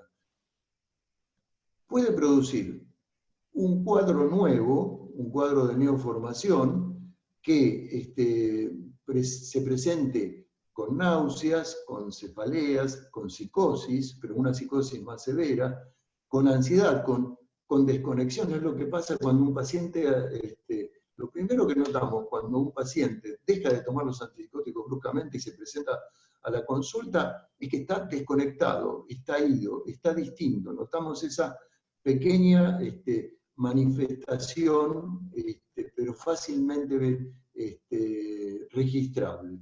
Está agitado, insomne y disfórico, es lo que nos dicen los familiares que ocurre. Pero además producen cuadros, ahora voy a dar un detalle de esto, de abstinencia serotoninérgica, muscarínica, adrenérgica e histamatérgica, producto de la suspensión brusca de los medicamentos. Me detengo acá y paso enseguida vuelvo a esta diapositiva, pero quiero que acá este cuadro espantoso, como para volverse realmente agotado de solo verlo, lo que tiene de bueno es que si lo tenemos a mano, vamos a ver cuáles son los síndromes de retiro serotoninérgico, muscarínico, adrenérgico e histamitérgico, lo cual nos va a permitir ubicar determinados síntomas que nos sorprenden dentro de alguna de estas categorías. Vuelvo a lo anterior. Así que me interesa que esta presentación ustedes la tengan como para que, independientemente que se puede consultar en la bibliografía, lo tengan como dato a mano para distinguir esta cuestión clínica. La presentación de un nuevo cuadro se distingue del rebote. Esto es muy típico de la suspensión brusca de clozapina, por ejemplo. Quienes han visto la suspensión brusca de clozapina habrán visto que es un cuadro deliroide, con ilusiones, alucinaciones, onírico, ¿no? Con experiencias de pasividad de Schneider y que son una psicosis arriba del nivel prototípico. Tanto el cuadro nuevo, el cuadro de neoformación, como el rebote, que son producto de lo que nosotros hicimos sobre el sistema nervioso central, cuando le sacamos lo que hicimos, son cuadros que comienzan rápidamente, 6 a 18 horas después de la sacada, y pueden durar más o menos hasta unas 6 semanas. Pero tenemos otra cosa que es interesante también saberlo, que es que este trastorno puede ser persistente. Es como lo que se ve muy habitualmente en el alcoholismo, cuando se suspende el alcohol, que es el retorno de la psicosis, pero la emergencia de nuevos síntomas psicóticos y desorganizativos, pero que pueden durar meses. Entonces esto es interesante porque a veces estamos desconcertados por qué algo que debería ser producto de la retirada dura tanto tiempo. Esto es una cosa prevista, y saber que el retiro de drogas del sistema nervioso central puede producir estos efectos, es bueno saberlo, esto ya lo hablamos. Vamos al tercer y último tema. Es un tema que se puso muy en cuestión alrededor del 2010, 2012, 2013, y que es empezar a preguntarse si lo que nosotros hacemos con la esquizofrenia en el largo plazo es perjudicial o es beneficioso. Entonces, los datos que tenemos son los que ya sabemos. El bloqueo dopaminérgico, mesolímbico y mesocortical es eficaz en aliviar los síntomas psicóticos.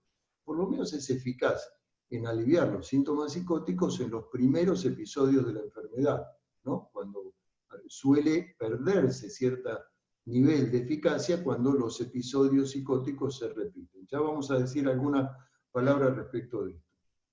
Pero el problema es que desde el inicio, cuando nosotros bloqueamos esto no es gratuito, porque la dopamina está inventada y creada para cumplir determinadas funciones en el sistema nervioso central y en las funciones cognitivas, como el alerta, la curiosidad, el impulso, la motivación y el interés. Que todas estas funciones dependen del funcionamiento correcto de la señal dopaminérgica. Entonces, cuando nosotros a una persona de 16, 17 años empezamos con el uso de antipsicóticos, seguramente, como se ve en el primer punto, le aliviamos los síntomas psicóticos, pero en el más largo plazo estamos comprometiendo sus intereses, su curiosidad, todo lo que son funciones que requiere para una adecuada maduración, rendimiento académico,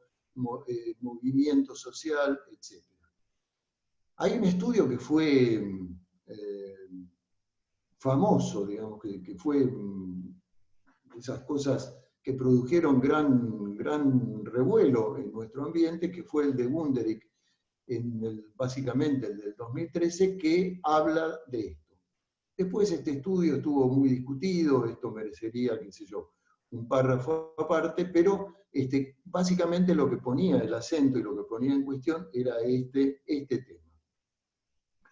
Y esto trajo a colación los estudios en animales y en humanos que muestran que los sujetos mantenidos con antipsicóticos claramente sufren un decrecimiento del volumen cerebral. Y esto, que se pretendía exclusivamente para los antipsicóticos típicos, en realidad se verifica también para los antipsicóticos atípicos, porque se hicieron estudios con olanzapina que fueron similares. Todo esto creó, como digo, un revuelo en nuestro ambiente que fue sobre todo enfatizado por un grupo de psiquiatras con centro en Inglaterra, que es el grupo de los psiquiatras críticos, que tienen que es un grupo de pensamiento súper interesante y que tomaron todos estos datos como para mostrar lo inadecuado que eran los antipsicóticos en el largo plazo.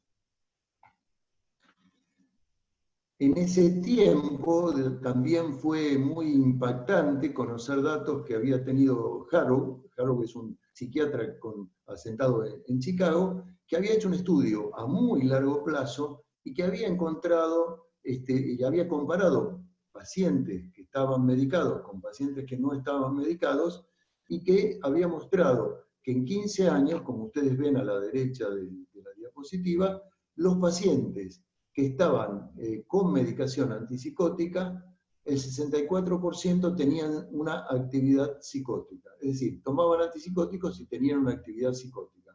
Y los pacientes que no estaban tomando antipsicóticos, solamente el 28% de ellos tenían una actividad psicótica o sintomatología psicótica. Entonces la cuestión era, Dios mío, estamos en un problema. Si los pacientes con actividad psicótica toman más antipsicóticos, ¿cómo se explica esto? Bueno, la explicación es relativamente sencilla, es lo que se llama causación reversa, que es, en realidad, toman más antipsicóticos aquellos pacientes que obviamente tienen más actividad psicótica, y por supuesto uno puede ser mucho más liberal con las políticas de prescripción que tiene con pacientes que están con menos actividad psicótica. Pero este conjunto de artículos, de trabajos, produjo en nosotros una gran influencia respecto de cómo pensar este tema. Entonces, la pregunta es si pueden ser perjudiciales los antipsicóticos en el largo plazo. En el 2013, Nancy Andreasen, creo que todos la conocen, es una investigadora prominente en nuestro campo, hizo un trabajo fantástico, que exploró pacientes esquizofrénicos en el largo plazo y vio a ver cuánta pérdida de tejido cerebral había en la esquizofrenia, y hizo un estudio longitudinal con resonancia magnética. Y esta pérdida de tejido cerebral, ¿de qué dependía?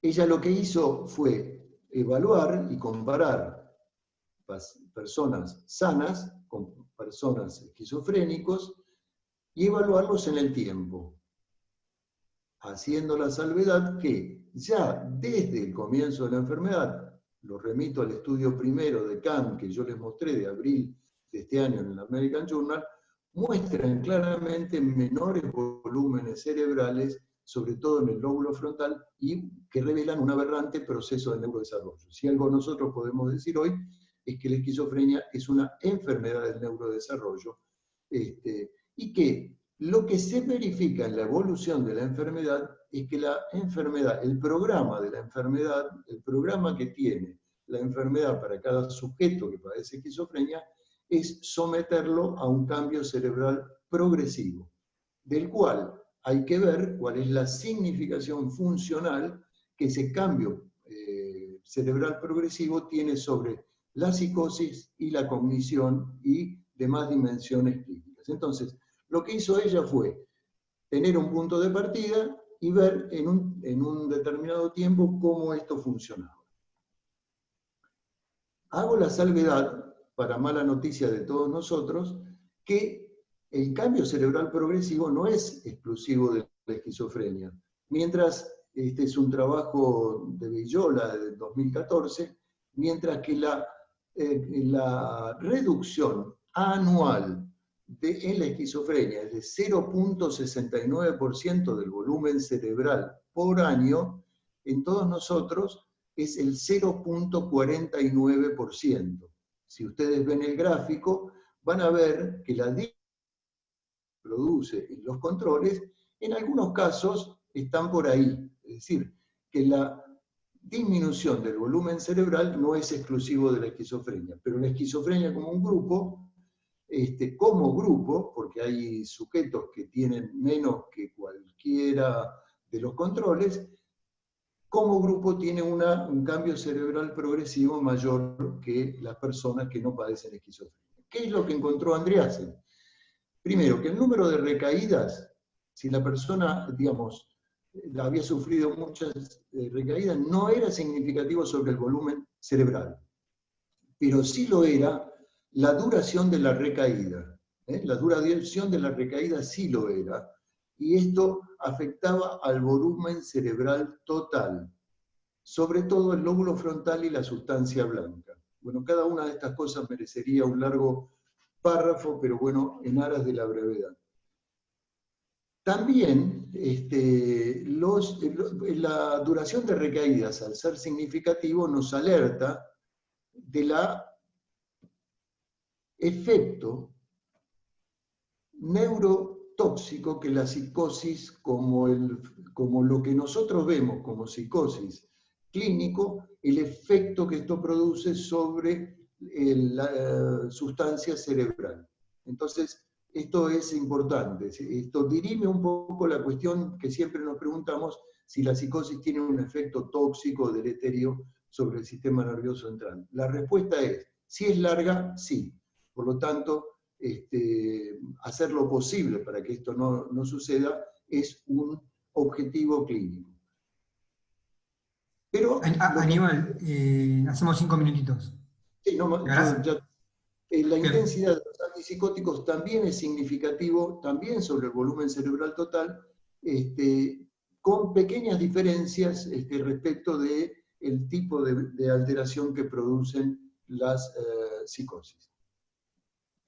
Ahora, la pregunta es, ¿esto que se da en la esquizofrenia es exclusivo de la esquizofrenia? Miren, voy rápidamente. Este es un artículo también publicado este año que comparó pacientes con depresión psicótica remitida con olanzapina y sertralina. Todos los pacientes que remitieron fueron a un randomizado de sertralina más olanzapina y sertralina más placebo. Esto nos permitía ver en depresión, no en esquizofrenia, si el antipsicótico producía también un efecto deleterio sobre el volumen cerebral. Podría comparar olanzapina con placebo. ¿Cuáles fueron los resultados? Los pacientes que continuaron con olanzapina mostraron un adelgazamiento del grosor cortical en ambos hemisferios, lo cual, páfate, producía un efecto similar al que produce la esquizofrenia, es decir, los antipsicóticos de por sí tienen un efecto deleterio sobre el volumen cerebral. Pero, igual que en la esquizofrenia, los pacientes que presentaron psicosis en el grupo placebo mostraron lo mismo. Es decir, los antipsicóticos alteran el volumen cerebral, pero la psicosis también altera el producto cerebral. En este drama, en esta encrucijada, nosotros estamos. Pero, para terminar con esto, la pregunta es, ¿cuánto esto, la alteración del volumen cerebral, afecta, sobre todo la sustancia gris, afecta la funcionalidad? Porque lo que hay que ver es cuál es el ingrediente, el componente, el alcance que tiene la disminución del volumen cerebral. En realidad todo lo que se sabe de la alteración del volumen cerebral que producen los antipsicóticos no es a partir de la destrucción de neuronas, matar neuronas, sino que es a partir de la reducción de los árboles dendríticos y de los astrocitos y la oligodendroglia, que es lo que produce la disminución, que por supuesto no deja de tener efectos clínicos. ¿Qué hicieron estos autores? Midieron pacientes de primer brote, medicados y no medicados, etc., y midieron si adelgazaba o no el volumen cerebral y cuál era el desempeño funcional que ellos tenían. ¿Qué es lo que mostraron? Para ir rápidamente, es que efectivamente los antipsicóticos en solo 2 años producían un significativo adelgazamiento en el córtex prefrontal y en las áreas temporales mediales en comparación con los pacientes no medicados. Esto era lo malo. Ahora bien, comparados con lo que encontraban ellos, es que si se remitían a las pruebas ejecutivas, los pacientes medicados mostraban un mejor desempeño y una mayor activación del córtex prefrontal dorsal que los no medicados. Dicho en concreto, si bien el adelgazamiento cortical se producía, la eficacia cognitiva era mayor, con lo cual en esa nueva encrucijada estamos. Para concluir, ¿qué podemos hoy decir después de, llevamos 7, 8 años con esta controversia, lo hemos presentado en varias instancias en APSA, lo hemos discutido entre nosotros? Hoy creo que estamos en mejores condiciones a partir de los estudios que disponemos, que son, como ustedes vieron, muchos de ellos de este mismo año. Podemos concluir lo siguiente. La relación entre uso, no uso, costo-beneficio sigue resultando favorable por los antipsicóticos en el largo plazo. La comprobación de efectos perjudiciales como la afectación del volumen cerebral o el síndrome metabólico, que existen, que están, que son comprobables obviamente, no anula el balance a su favor. Por supuesto que esto no desconoce la necesidad de manejar las dosis efectivas más bajas en la fase de mantenimiento y por supuesto no deja de indicar en lo posible evitar la polifarmacia.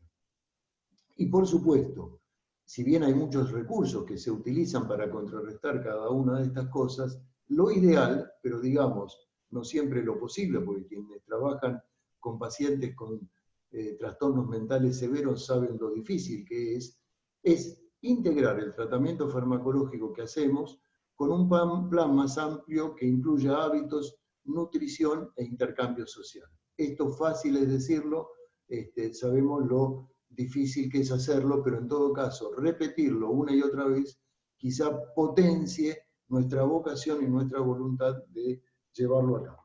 Muchas gracias. Bueno, muchas gracias, Aníbal. Muy esclarecedor. 3 temas diferentes, o por lo menos no de los clásicos. Bueno, el síndrome metabólico es así, pero los otros 2 como para tocar de efectos adversos, ¿no? Y no ir siempre por el mismo lugar. Tenemos 5 minutos. Voy a ir primero a unas preguntas del público. Una persona pregunta si en relación a la disquinesia tardía, debido a la upregulation de receptores de 2, se debería aumentar la dosis de antipsicótico. Es una muy buena pregunta. 2 puntos rápidos.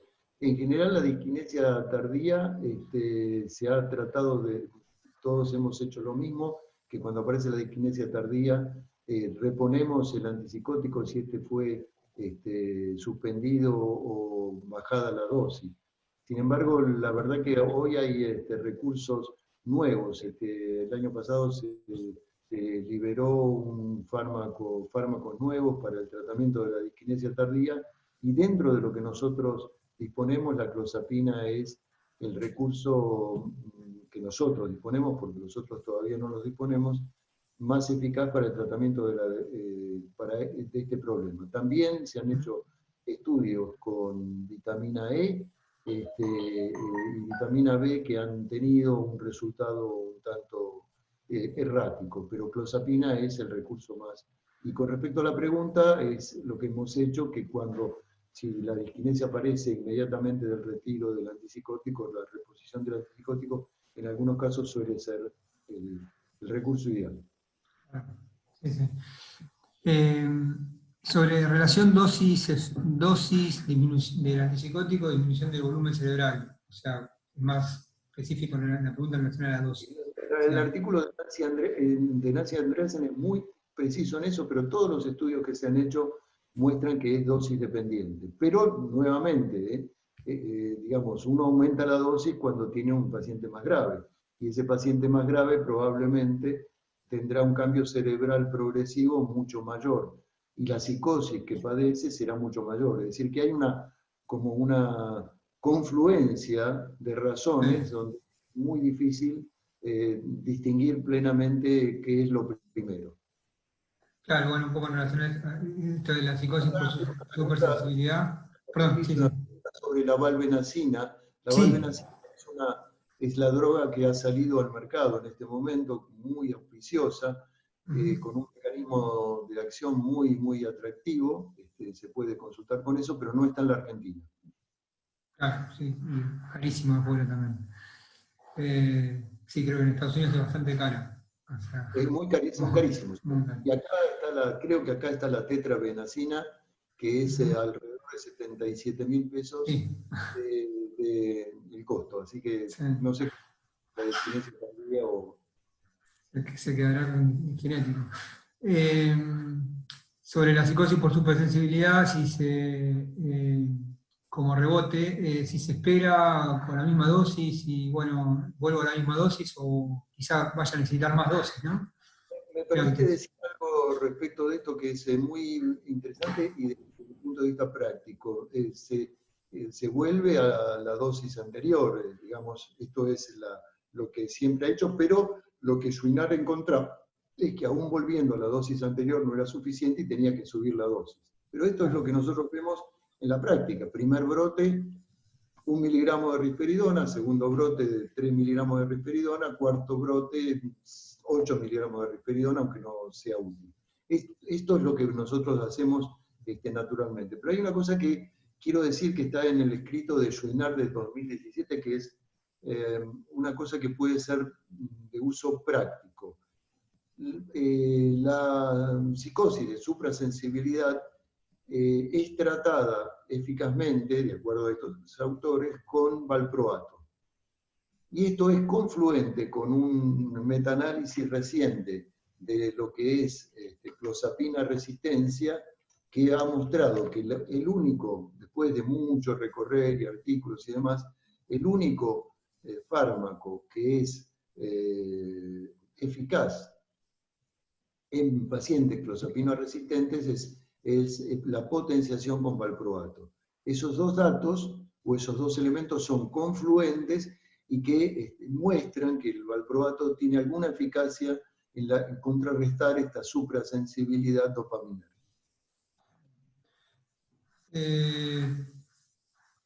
Bueno, después hay una pregunta que dice respecto a cuando mencionaste intensidad de antipsicóticos, si te referías más a la dosis, como que te referías a eso, a dosis. Probablemente, sí, seguro.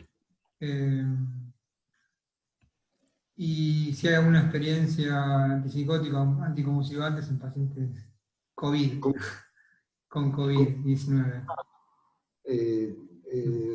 La verdad que los hay, pero no tendría que explorar bien la bibliografía, se ha publicado mucho. En algún caso se ha mostrado que el alopidol podría ser un fármaco anti-COVID, por ejemplo, pero son misceláneas más bien, qué sé yo, simpáticas que otra cosa. Sí, a grandes rasgos el riesgo es la sedación, lo que hay que buscar. Cuidar la sedación con la depresión respiratoria, que bueno, eso sería lo más importante por ahora. Bueno, creo que estamos bien. Vamos a abrir, no sé si alguno de los panelistas quiere hacer alguna pregunta. Tenemos, no sé, 2 minutos para dar un corte para el curso que arranca a las 12 y mantener el tiempo. Pero bueno, si alguno de la comisión, si quieren hacer alguna observación.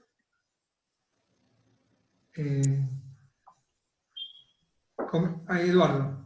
Eduardo. Sí, ¿qué tal? No. Bueno, muchas gracias a los dos, la verdad que fue muy bueno. Les quería preguntar en realidad a los dos, por una cuestión, digamos, un poco de lo que se extrae de lo que contó Aníbal, y tenía que ver con una pregunta que le quería hacer a Judith, porque habían algunos estudios en la década del 90 que decían que los que habían tomado litio y discontinuaban el litio tenían más riesgo de recaídas, y las recaídas eran mucho más rápidas que si nunca hubiesen tomado litio. Y lo que está mostrando Aníbal también es de aquellos pacientes que toman antipsicóticos y que tienen recaídas o tienen un agravamiento de su psicosis por haber tomado, o sea, inducidas por el antipsicótico que tomaron. Entonces, lo que decía era, a nosotros como clínicos, ¿qué pasa frente entonces a un paciente que sabemos que su adherencia va a ser escasa o nula frente al tratamiento que le vamos a ofrecer? Si sabemos, por ejemplo, un adolescente, ¿no?, que sabemos que el riesgo, digamos, de no adherencia es más del 60%, que discontinúen el tratamiento. O sea, ¿cómo deberíamos actuar, digamos, ahí en esa balanza, teniendo en cuenta que va a haber una supersensibilidad, digamos, dopaminérgica cuando discontinúe ese tratamiento que le damos por ahí internado, o quizás logramos hacer durante unos meses, y después lo va a dejar, digamos, tanto para una cosa como para la otra, digamos, para lo que comentó Judith como para lo que contó Aníbal. Quería saber la respuesta de ellos, qué piensan de eso. Aníbal, dale.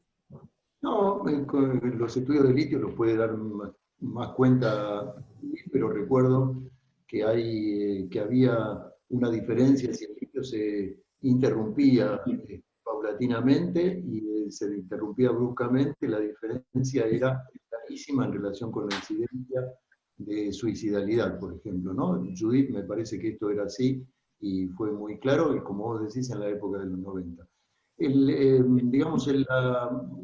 Ubiquémosle, la psicosis de suprasensibilidad a veces es un concepto clínico, es un concepto que abarca alguna cuestión clínica.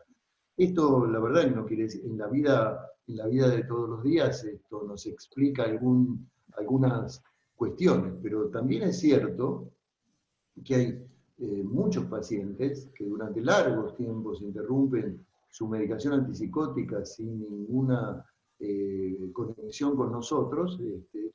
Cualquiera que trabaja en un hospital a largo plazo sabe que los pacientes van, vienen, retornan, qué sé yo, y la verdad que digamos, no siempre esto es un evento que ocurre, ¿no? Entonces, a tu pregunta, ¿cómo obrar en las cuestiones prácticas? Yo no dejaría de indicarle antipsicóticos a alguien que lo necesitara, por eso, en todo caso, tomaría recaudos, qué sé yo, adicionales o para mejorar la adherencia, pero no, esto no sería un obstáculo para dar una indicación.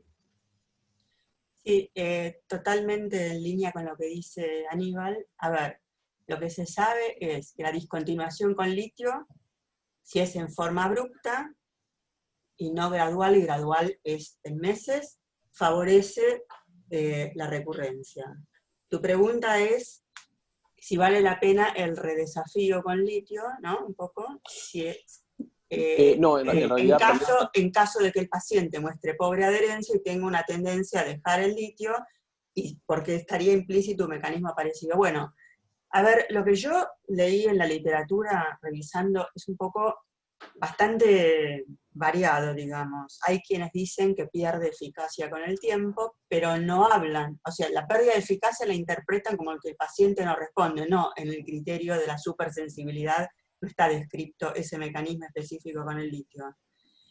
Yo acordaría con Aníbal que no dejaría de ofrecerle al paciente la opción del litio, y lo de la suicidalidad, además, es que si el paciente tiene respuesta parcial con el litio, que no es lo que vos preguntás, pero quiero agregarlo, aun cuando tenga respuesta parcial y tenga riesgo suicida, los guías recomiendan mantener litio junto con otro estabilizador, porque está claro que el litio reduce más el riesgo que el suicidio que los otros fármacos. Me parece que Robert Post y algunos otros que hablan sobre eso dicen que perdería la eficacia, digamos, que podría leerse a lo mejor como lo de la supersensibilidad, sí o no, a lo mejor después de 6 o 7 episodios en donde se intenta, o más de 8 episodios donde se intenta con el litio. Pero yo acordaría con Aníbal que no le diría a un paciente, no le puedo dar litio porque ya dejó el litio. No hay ninguna guía que diga eso. Claro. Bueno, hemos llegado justito. Nos un poquito. Nada, volvemos a agradecerles la gentileza de haberse puesto a estudiar y bueno, a preparar y todo lo que implica esto. Así que bueno, nada más que palabra de agradecimiento de la comisión y nos estaremos encontrando nuevamente. Y de un montón de personas que están en el chat publicando. Saludos. Agradecimiento y saludos y que todo excelente. Así que bueno, muchísimas gracias, realmente estuvo sumamente interesante. Gracias Laura, muchas gracias a ustedes. Vamos a subir a